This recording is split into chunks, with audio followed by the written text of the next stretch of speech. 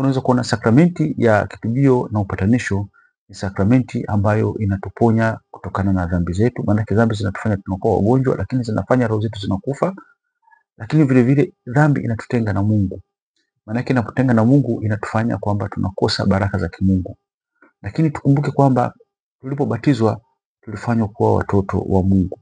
Na vile vile sisi ni warithi wa ufalme wa Mungu. Sisi ni wateule wa Mungu. Sisi ni watu ambao Kristu amependa tuishi maisha ya utakatifu ili tuweze kuurithi ufalme wake kwa umilele.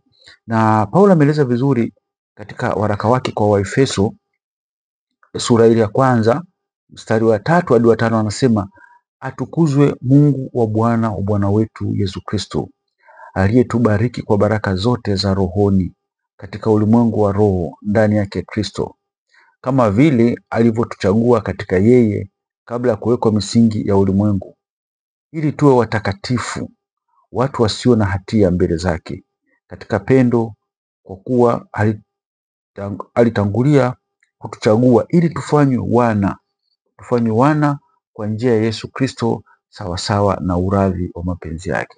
Unaweza kuona ni waraka mzuri sana ambao unatuambia identity yetu. Wakati mwingine identity ni ule utambulisho, wewe ni nani. Kwa ufupi, sisi ni watoto wa Mungu. Ni watoto wa Mungu, tumefanywa watoto wa Mungu kwa ubatizo. Tunapobatizwa tunakuwa watoto wa Mungu, tunakuwa warithi wa ufalme wa Mungu.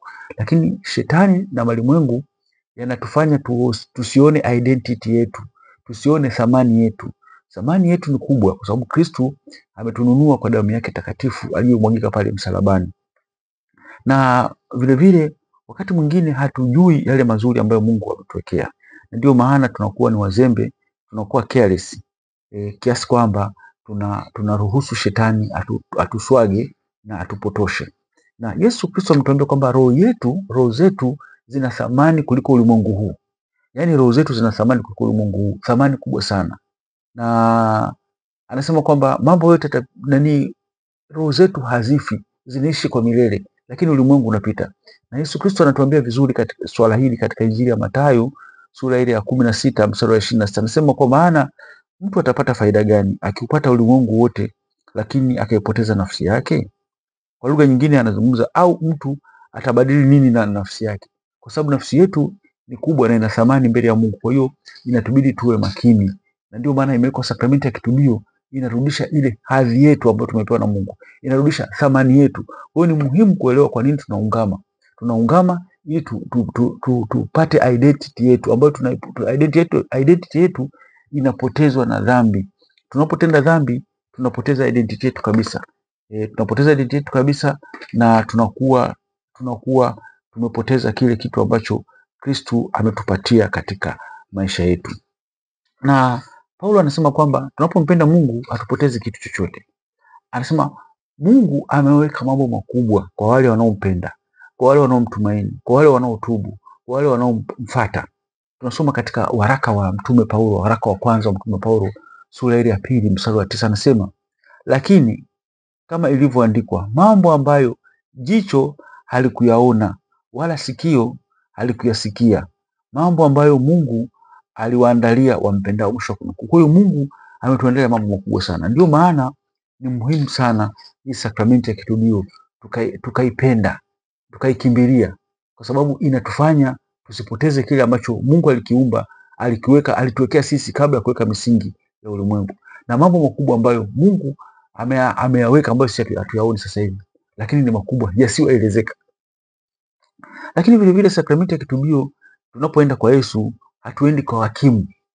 Tukienda kuungama tuendi kwa hakimu, tunakwenda kwa mponyaji. Tunakwenda kwa Yesu akiwa duniani, ana act kama mponyaji, anatenda kama mponyaji, kwa maana kwamba unapoenda kuungama kwa Yesu wakati uko duniani, anakupokea kama mtoto wake. Anakupokea kama tabibu, daktari. Na Mtakatifu John Chrysostom ameeleza vizuri sana kwa nini tunapoungama. Mtakatifu John Chrysostom anasema kwamba umetenda dhambi, ingia kanisani na utubu. Maana hapa Kristo yuko kama daktari wala sio hakimu. Hapa hakuna uchunguzi wa kesi, bali kuna huruma ya Mungu. Kuna huruma ya Mungu na upendo wa Mungu usioelezeka, lakini vile vile kuna ondoleo la dhambi. Kwa hiyo unaweza kuona kwamba sakramenti ya kitubio ni muhimu sana. Sakramenti ya kitubio ni muhimu sana kwa sababu tunaponywa roho zetu. Lakini pamoja na kuponywa roho zetu, na roho zetu zinafanywa active, zinakuwa hai mbele ya Mungu. Kwa sababu tunapotenda dhambi, roho zetu zinakuwa zimekufa au zinakuwa hazina nguvu tena na zinapoteza haki za kimungu. Na tunasema kwamba vile vile katika sakramenti ya kitubio, wale wanaopokea sakramenti ya kitubio wanapokea huruma ya Mungu na ondoleo la dhambi lililotendwa dhidi yake, na papo hapo upatanishwa na kanisa, kwa sababu sisi ni kanisa. Mimi ninapotenda dhambi simkosei Mungu tu, naikosea jamii ninayoishi nayo, lakini namkosea na Mungu aliyeniumba, lakini na kanisa lake, kwa sababu Kristo ni kichwa cha kanisa. Kwa hiyo unapotenda dhambi unaumiza kanisa. Unaona? Kwa hiyo katika sakramenti hii, unapopata sakramenti ya kitubisho, haupatanishwi na Mungu tu, unapatanishwa na kanisa, unapatanishwa na wenzako, lakini vile vile unaungana na malaika na watakatifu katika upendo huu, katika huruma hii ambao tunapewa sisi wanadamu ambao bado tuko hapa duniani. Vile vile sakramenti hii huitwa sakramenti ya uongofu kwa sababu utekeleza wito wa Kristo kwa uongofu, kwa sababu Kristo anasema kwamba, kusoma katika Injili ya Marko, Yesu anasema kwamba habari njema kwamba tubuni na kuiamini Injili. Tubuni na kuiamini Injili. Injili ni habari njema ambayo Kristo ameiweka. Habari njema maana yake ni upendo wa Mungu kwetu sisi. Ni upendo wa Mungu kwetu sisi, ni amani ya Mungu kwetu sisi, ni furaha ya kimungu kwetu sisi, lakini ni uzima wa milele. Na tunasoma katika Injili ya Marko sura ya 1 mstari wa 15, anasema wakati umetimia na ufalme wa Mungu umekaribia, tubuni na kuiamini Injili. Kwa hiyo kutubu na kuiamini Injili ni agizo la Yesu Kristo, kwamba lazima tutubu na tuiamini Injili. Kwa nini tutubu? Kwa sababu sisi ni wakosefu. Ndio maana Mtakatifu Alphonsus de Gori anasema kwamba tutakapokufa, Mungu hatatuuliza kwa nini tulitenda dhambi, ila Mungu atatuuliza kwa nini hatukutubu, kwa sababu alitupa nafasi ya kutubu na alitupa watumishi wa kutuondolea dhambi. Kwa nini hatukuwafuata? Kwa nini hatukuungama? Kwa nini hatukutubu? Kwa sababu Mungu anajua sisi ni wakosefu. Kwa hiyo kwamba, mpendwa mtazamaji, unaweza kuona umuhimu wa kutubu, umuhimu wa kuungama, umuhimu wa kujuta dhambi zetu, na Mungu wetu anaziondoa dhambi hizo. Na vile vile tunasema sakramenti ya kitubio kwa sababu utakasa hatua ya Mkristo mkosefu binafsi na kanisa. Kwa hiyo vile vile tunaita ni sakramenti ya ungamo kwa sababu ya kukiri ungamo la dhambi mbele ya kuhani au padre. Ni jambo linalohitaji unyenyekevu wa hali ya juu na jambo muhimu. Vile vile huitwa sakramenti ya msamaha kwa sababu kwa njia ya ondoleo la dhambi kisakramenti tunapata msamaha wa dhambi zetu. Tunapata msamaha wa dhambi zetu, lakini vile vile tunapata kutakaswa. Na jambo lingine kwamba tunapoenda kuungama, jambo lingine la muhimu ambalo tunalipata ni kwamba dhambi zetu zinabadilishwa. Yaani Mungu anaziondoa zile dhambi na anatufanya watakatifu. Tunasoma anatufanya dhambi zetu ambazo ni nyekundu zinakuwa nyeupe kuliko theluji. Kwa lugha nyingine, tunatakaswa, tunakuwa watakatifu. Tunasoma hiyo katika kitabu cha Nabii Isaya sura ile ya 1 mstari wa 18, anasema haya, njoni tusemezane, asema Bwana, dhambi zenu zijapokuwa nyekundu sana zitakuwa nyeupe kuliko theluji, zijapokuwa nyekundu kama bendera zitakuwa kama sufu. Kwa hiyo unaweza kuona kwamba Mungu kwa upendo wake, unapoenda kuungama, anafanya yaliyo matakatifu, anabadilisha dhambi zetu ambazo ni mbaya na kuwa anazoka katika fadhila ya utakatifu. Tunakuwa watakatifu, zile dhambi zinaondoka na badala yake anaweka fadhila zake. Anasema dhambi zenu ijapokuwa ni nyekundu zitakuwa nyeupe kama theluji. Kwa lugha nyingine, anaondoa zile dhambi, anaweka fadhila zake takatifu, anatokea upendo, imani, matumaini na mapendo na amani ipitayo ulimwengu wote. Kwa unaweza kuona ni jambo la msingi. Siku moja Mtakatifu Jerome alitembelewa na Yesu. Alipotembelewa na Yesu, Yesu alimuuliza, akamwambia Jerome, nataka unipe zawadi. Yesu anamwambia Mtakatifu Jerome. Sasa Mtakatifu Jerome mara ya kwanza akampa alichonacho. Alikuwa anakaa kwenye jangwani, wakati anaandika Biblia, kwa hiyo akampa Biblia, akampa kitu fulani. Yesu akuridhika, akasema hapana, sijaridhika bado. Akawaza akasema basi Yesu, nakupa nafsi yangu. Yesu bado hakuridhika. Akampa vyakula alivyokuwa anakula Yesu bado hakuridhika. Yesu akamwambia kuna kitu bado hujanipa. Mtakatifu Jerome akasitika sana. Akamwambia sasa Yesu, nataka nikupe nini? Nimekupa teolojia ya kwangu, nimekupa elimu ya kwangu, nimekupa vitu vyangu. Bado hujaridhika. Yesu akasema kuna kitu bado hujanipatia. Mtakatifu Jerome akasema Bwana, naomba uniambie ni kitu gani? Yesu akamwambia nataka unipe dhambi zako. Kwa hiyo na wakati mwingine Yesu anapokuja anataka tumpe dhambi zetu. Ili azigeuze ziwe nyeupe kuliko theluji. Unaona? Kwa hiyo wakati mwingine unaweza ukawa na urafiki na Yesu lakini unaona aibu kumwambia. Lakini Yesu, mpe dhambi zako, mpe vilema vyako, mpe madhaifu yako. Ndio anasema njooni kwangu wenye mizigo nami nitawapumzisha. Kwa hiyo mizigo yetu, mahangaiko yetu, usio na wasiwasi kwamba bwana mimi kilema hiki sikiwezi. Kwa Yesu hakuna kilema kisichowezekana. Kwa Yesu hakuna dhambi isiyosamehewa. Dhambi zote zinasamehewa provided kwamba wewe unakwenda kwa imani na matumaini na unyenyekevu. Kwa hiyo unaweza kusema kwamba sakramenti ya upatanisho inatupatanisha, inampa mwenye dhambi upendo wa kimungu ambao unamrudisha na kumfanya mwana. Lakini vile vile tunaona kwamba sakramenti hii ya kitubio, sakramenti ya upatanisho ni fursa ya kufanya tukaungana na Mungu, ni fursa ya kufanya tukapata vile ambavyo tumepoteza. Vile vile tunasoma katika waraka wa kwanza wa Yohana, anasema waraka wa kwanza wa Yohana mstari wa kwanza sura ya 8, waraka wa kwanza wa Yohana sura ya kwanza mstari wa 8 hadi wa 10, anasema tukisema hatuna dhambi tunajidanganya wenyewe, wala kweli haimo ndani yetu.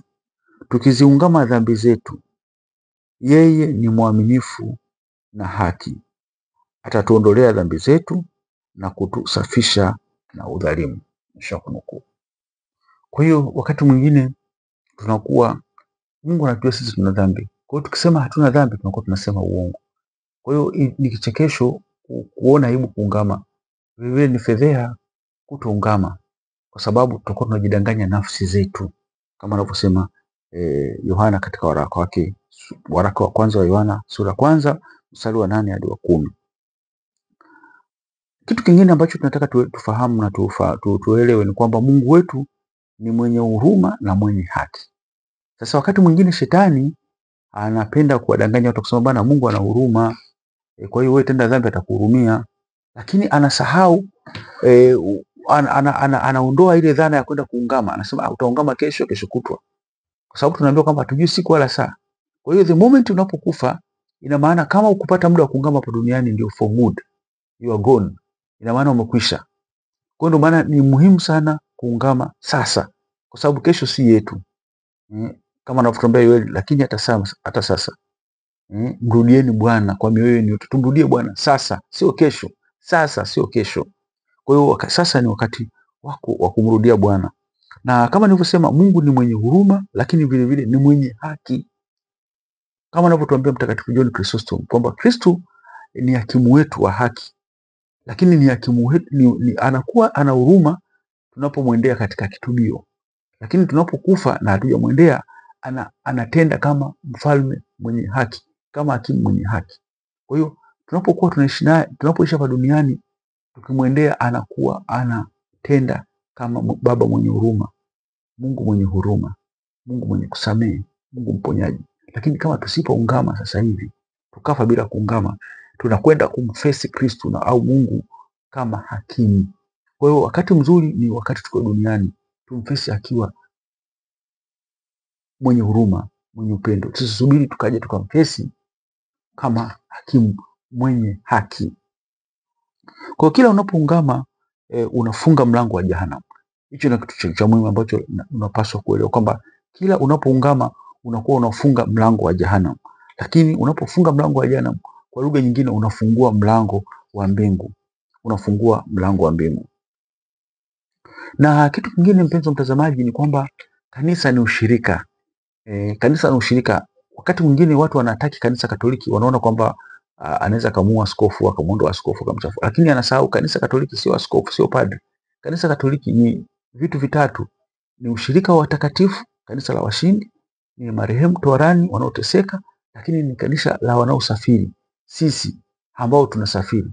Kwa hiyo ili kanisa limeunganika. Unapoungama ina maana unawafanya malaika wafurahi, wafanye sherehe, kwa sababu wewe ni sehemu ya kanisa. Malaika ni sehemu yetu, ni sehemu ya kanisa. Kristo ndio kichwa cha kanisa. Ina maana malaika watakatifu waliotoharani na sisi tulio duniani tunaunda kanisa moja, na ndio maana Kristo anatuambia katika Injili ya Luka sura ya 15 mstari wa 7 hadi wa 10, anasema nawaambia, vivyo hivyo kuna furaha mbele ya malaika wa Mungu kwa ajili ya mwenye dhambi mmoja atubuye. Mwisho wa kunukuu. Kwa hiyo unaweza kuona unapotubu dhambi, unapoungama, malaika wanafurahi sana, na sio kwamba wanafurahi, unapata kampani ya malaika na watakatifu ambao watakuombea ili kusudi usirudi tena kwenye ile dhambi. Kwa hiyo unaweza kuona kwamba ni muhimu sana kwenda kuungama. Lakini tunaungama kwa nani? Kristo amewapa mapadre mamlaka ya kuondolea watu dhambi. Nadhani kipindi kitakachofuata nitazungumza kwa nini tunaungama kwa padre. Leo ninazungumza umuhimu wa kitubio, lakini kipindi kitakachofuata tutaeleza kwa mapana na marefu kwa nini unaungama kwa padre. Hili ni swali mara nyingi naulizwa. Lakini kwa ufupi tu ni kwamba Kristo ametoa mamlaka hayo. Tunasoma katika Injili ya Yohana sura ya 20 mstari wa 22 hadi wa 23. Anasema, naye akiisha kusema hayo akawavuvia, akawaambia, pokeeni Roho Mtakatifu. Wote mtakao waondolea dhambi wameondolewa, na wote mtakao fungia dhambi wamefungiwa. Kwa hiyo unaweza kuona Kristo ametoa mamlaka hayo kwa padri Mkatoliki. Padri Mkatoliki mwenye warika wa Petro. Kwa hiyo mapadri wa Katoliki wana urika wa Petro ambao ameuacha mpaka kwa sasa kwa Baba Mtakatifu. Kwa hiyo ni padri Mkatoliki tu ndio anayeondoa dhambi. Nitaeleza siku nyingine. Naomba leo ni concentrate zaidi katika maungamo. Na ili tuweze kupata baraka na mbatano ya Kristo ni lazima tujenge tabia ya kuungama mara kwa mara. Kanisa limeweka amri kwamba ungama mara moja kwa mwaka. Ungama mara moja kwa mwaka. Lakini kweli jiulize, kwa nini Mungu amemtoa mwanae wa pekee akafa kwa ajili yako? Hakuna upendo mkuu kama huu. Tunasoma katika Injili ya Yohana sura ya 16 kwamba Mungu alitoa mwanae wa pekee akafa ili tuweze kuokolewa. Kwa hiyo kama unampenda Mungu hutaungama mara moja. Kama unampenda Mungu utaungama mara kwa mara. Na unatakiwa kuungama pale ambapo unatenda dhambi ya mauti, ungama mara moja. Usipoteze muda. Usipoteze muda. Kwa sababu kama nilivyosema, ukisema utaungama mara moja kwa mwaka, una garantia kuishi siku zote hizi. Maisha ni mafupi sana. Kwa hiyo kama na mapadri wapo wa kutosha. Kwa hiyo ungama pale unapotenda dhambi ya mauti. Usikubali kukaa na dhambi. Usikubali kuishi na dhambi. Usikubali kutembea na dhambi. Kwa sababu kwa nini utembee na mzigo wakati Kristo yuko anaweza kaupokea? Kwa hiyo twende kwa Kristo. Lakini vile vile unapokuwa na dhambi una benefits za kiroho unazikosa. Kuna mambo mengi ya kiroho unazikosa. Kumbuka kwamba unapokuwa na dhambi unapokuwa una dhambi unampa shetani nafasi ya kukutawala. Kumbuka sisi tulishakombolewa na Kristo. Lakini unapotenda dhambi unakwenda kwa shetani, unajifunga mnyororo wa shetani. Lakini unapotenda dhambi haupati furaha ya kudumu, unakuwa na furaha ya muda mfupi. Lakini mafanikio sio kujenga nyumba, sio kununua gari, mafanikio ya kiroho, kutembea na Kristo, kuishi na Kristo, lakini kupata uzima wa milele. Na tunasoma katika kitabu cha Mithali sura ya 28 mstari wa 13, anasema afichaye dhambi zake hatafanikiwa, bali yeye aziungamaye na kuziacha atapata rehema. Mwisho wa kunukuu. Kwa hiyo unaweza kuona kwamba tunapoficha dhambi zetu, tusipoungama dhambi zetu tukaishi nazo, kwamba hatutabarikiwa wala hatutafanikiwa. Kwa hiyo unaweza kuona mafanikio yote yanatokana na unyenyekevu. Uweze kuungama kama una unyenyekevu. Kwa hiyo fadhila unyenyekevu ni muhimu sana. Kwa sababu huwezi kuungama bila kuwa unyenyekevu. Lazima tumuombe Mungu atupe fadhila unyenyekevu. Mtakatifu Agustino anasema kwamba ni ngumu sana kwenda mbinguni kama huna fadhila unyenyekevu, kwa sababu hutaungama. Anasema watakatifu wote waliopo mbinguni ni wale walioungama, na wote waliopotea jehanamu ni wale ambao hawakuungama. Ina maana hawakuwa na unyenyekevu. Ndio maana Kristo anatuambia kwamba anasema kwamba jifunzeni kwangu, kwa maana mimi ni mpole na mnyenyekevu wa moyo. Kwa maana kwamba kama huna unyenyekevu huwezi kwenda kuungama. Yaani principle ya kuungama ni lazima uwe mnyenyekevu. Kwa sababu unapokuwa mnyenyekevu unakwenda kuungama na unaona kwamba mimi nina mipaka. Mimi ni kiumbe, nahitaji msaada. Kwa hiyo unyenyekevu unatuonyesha kwamba sisi ni kiumbe na tunahitaji msaada. Pia unapoungama dhambi zako unapata rehema. Rehema ni ondoleo la adhabu. Rehema inaondoa adhabu ambayo tungestahili kuipata. Kwa hiyo unapata rehema. Kwa lugha nyingine, unapata baraka za kimungu ambazo zinakupa nguvu ya kukubalika mbele ya Mungu. Na unaweza kuona kwamba Mtakatifu Agustino alielewa sana maungamo mpaka kaandika dhambi zake kwenye kitabu. Kwa nini aliandika dhambi zake? Kwa sababu unapoungama dhambi zinakuwa sio zako tena. Unajua wakati mwingine shetani anatufanya tunakuwa kwamba mimi padri fulani namfahamu, hivi atanionaje? Hapana, hilo ni swali unajiuliza wewe. Kwa sababu dhambi ikiondolewa imeondolewa, wala haiko kwa nani. Na Mtakatifu Agustino alikuwa aliandika kitabu cha Confession. Katika maelezo mengine Mtakatifu Agustino anaeleza kwamba kuna siku alikutana na shetani. Shetani anatembea. Akamwangalia, unajua watu wa zamani walikuwa na watakatifu sana, walikuwa wanaweza kuona kila kitu.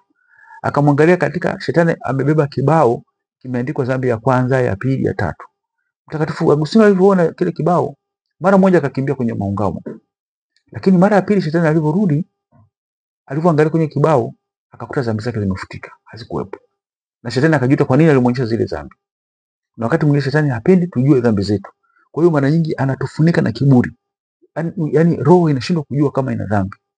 Inaona kwamba iko sawa. Na siku hizi dhambi zingine zimekuwa starehe. Mtu anaona kwamba yani anasema hii dhambi kwa kweli ilivyo tamu, nitaungama mwaka kesho. Kwa sababu nikiungama sasa hivi nitashindwa kuenjoy.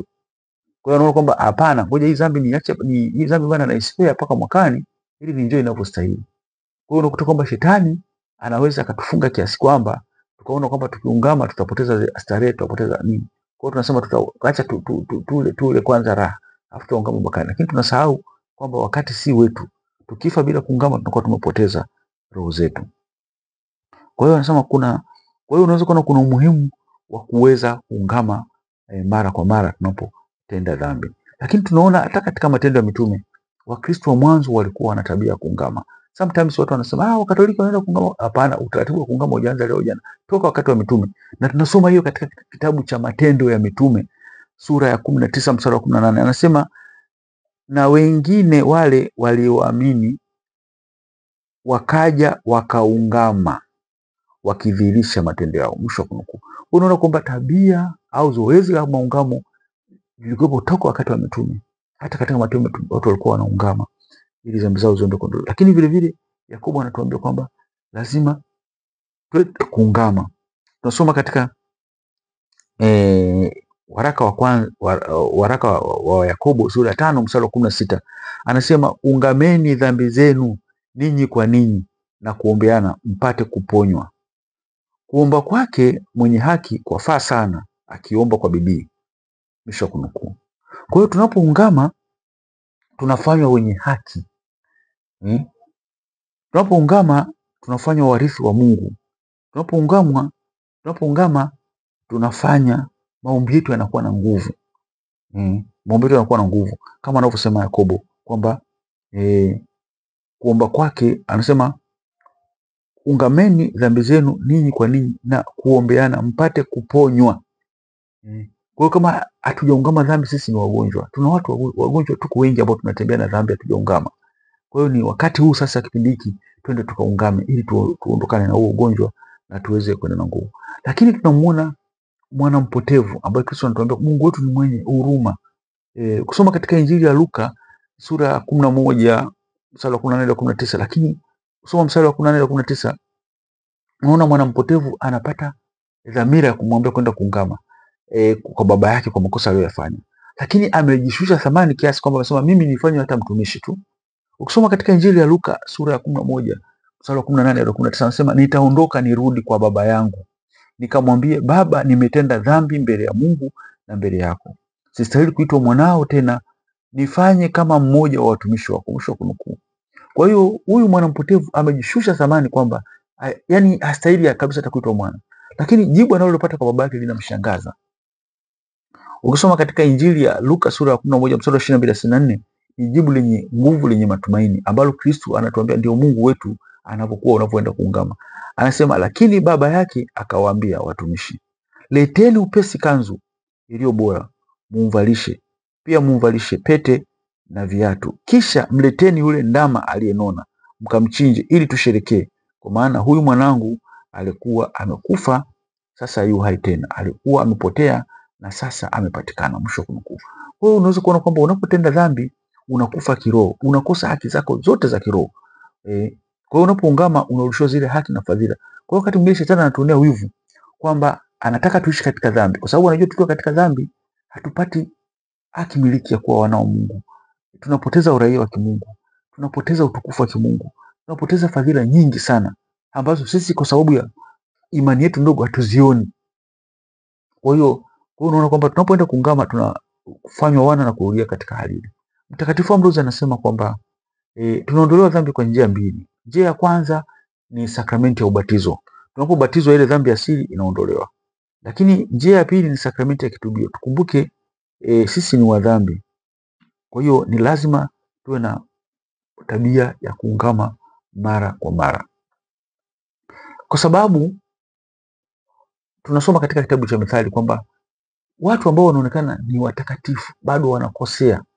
Iweje mimi na wewe tushindwe kuungama? Tukisoma katika kitabu cha Mithali sura ya 24 mstari wa 17 nasema kwa maana kitabu cha Mithali sura ya 24 mstari wa 17 nasema kwa maana mwenye haki huanguka mara 7 akaondoka tena, bali wasio haki hukwazwa na mabaya. Mwisho kunukuu. Kwa hiyo unaweza kuona kwamba wale ambao wana haki wanadondoka mara nyingi. Kwa nini sisi?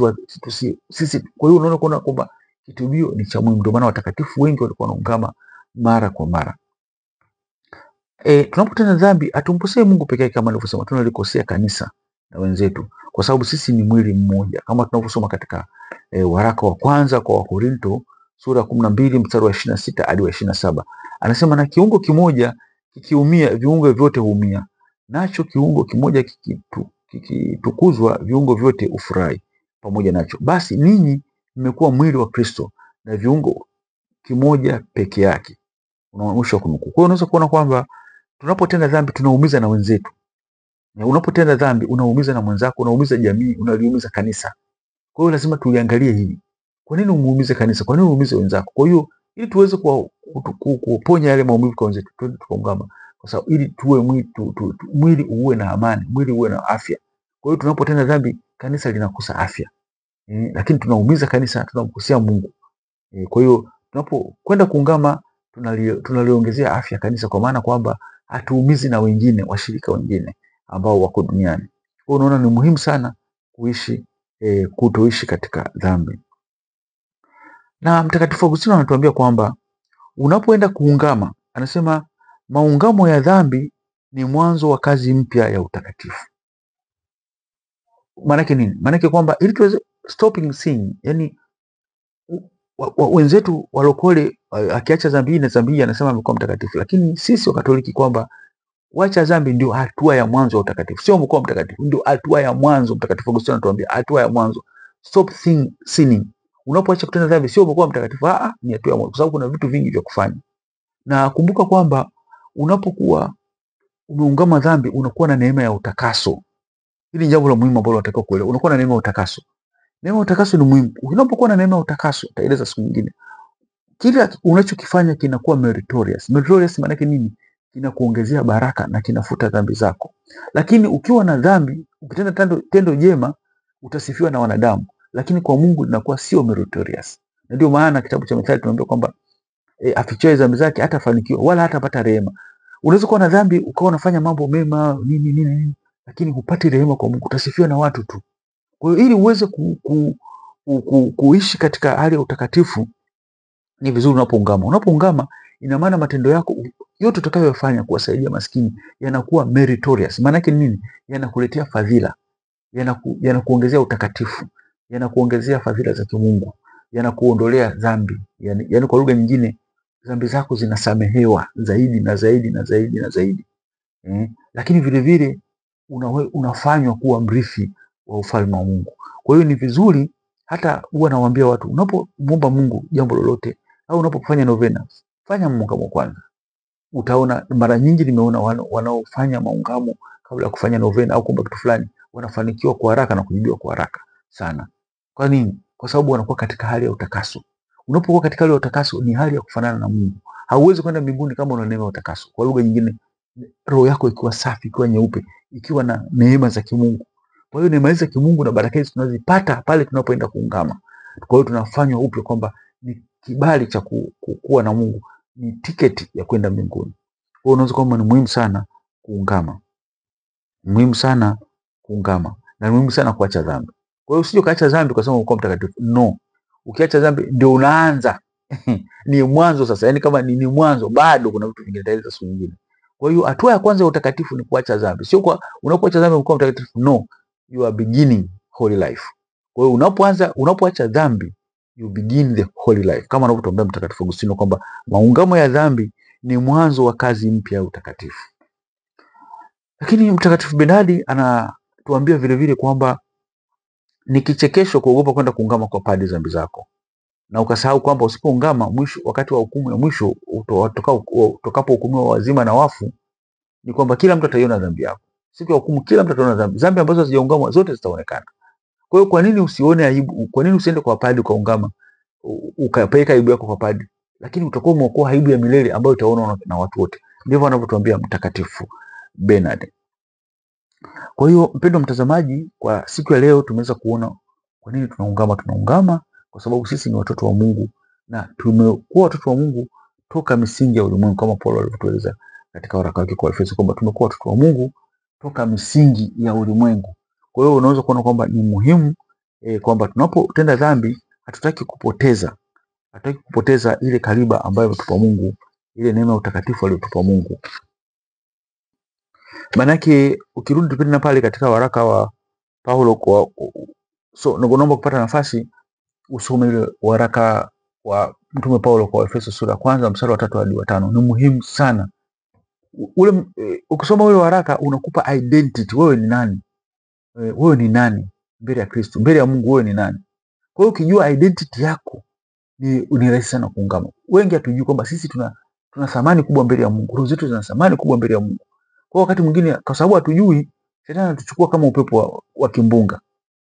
Kwa hiyo unaona pale kwa Efeso Paulo anasema atukuzwe Mungu wa Baba na Bwana wetu Yesu Kristo, aliyetubariki kwa baraka zote za rohoni katika ulimwengu wa roho ndani yake Kristo, kama vile alivyotuchagua katika yeye kabla ya kuwekwa misingi ya ulimwengu, ili tuwe watakatifu, watu wasio na hatia mbele zake katika pendo, kwa kuwa alitangulia kutuchagua ili tufanywe wanawe kwa njia ya Yesu Kristo, sawa sawa na uradhi wa mapenzi yake.